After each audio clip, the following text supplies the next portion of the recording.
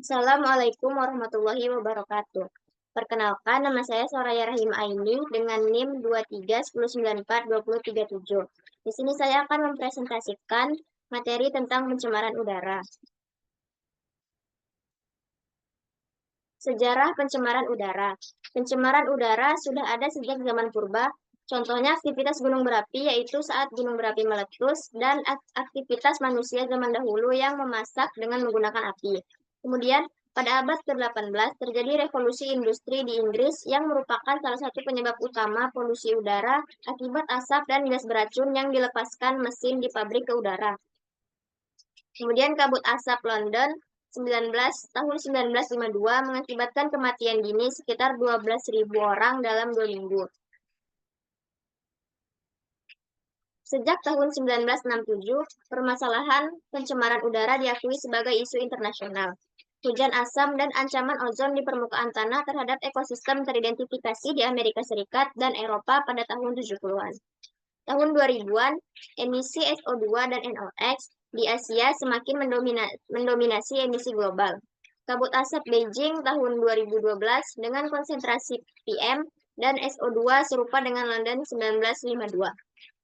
Kemudian COVID-19, pandemi global secara signifikan mengurangi emisi SO2, NOx, VOC, dan PM primer terkait industri dan transportasi.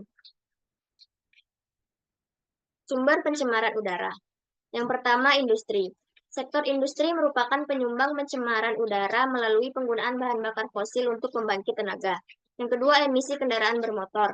Emisi kendaraan bermotor yang dikeluarkan melalui knalpot berupa senyawa kimia NO2 dan SO2 yang berbahaya bagi atmosfer.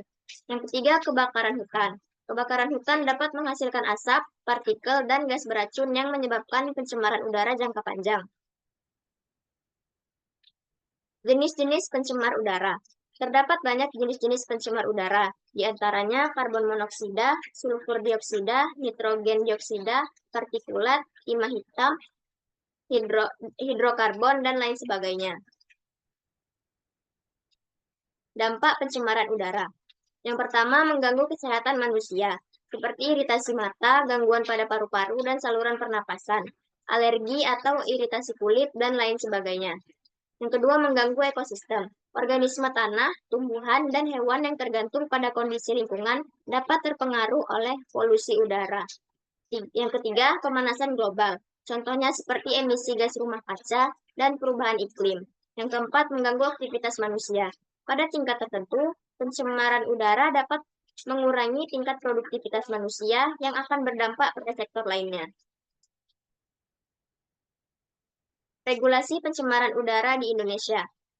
Yang pertama, Undang-Undang Nomor 32 Tahun 2009 tentang Perlindungan dan Pengelolaan Lingkungan Hidup. Yang kedua, Peraturan Pemerintah Nomor 41 Tahun 1999 tentang Pengendalian Pencemaran Udara. Yang ketiga, Peraturan Menteri LHK Nomor 13 Tahun 1995 tentang baku mutu emisi sumber tidak bergerak. Yang keempat, Peraturan Menteri LHK Nomor 14 Tahun 2020 tentang Indeks Standar Pencemar Udara. Yang kelima, Peraturan Menteri LHK Nomor 12 Tahun 2010 tentang pelaksanaan pengendalian pencemaran udara di daerah. Yang keenam, Peraturan Pemerintah Nomor 12 Tahun 2021 tentang penyelenggaraan, perlindungan, dan pengelolaan lingkungan hidup. Sekian video penjelasan dari saya. Sekian, terima kasih. Wassalamualaikum warahmatullahi wabarakatuh.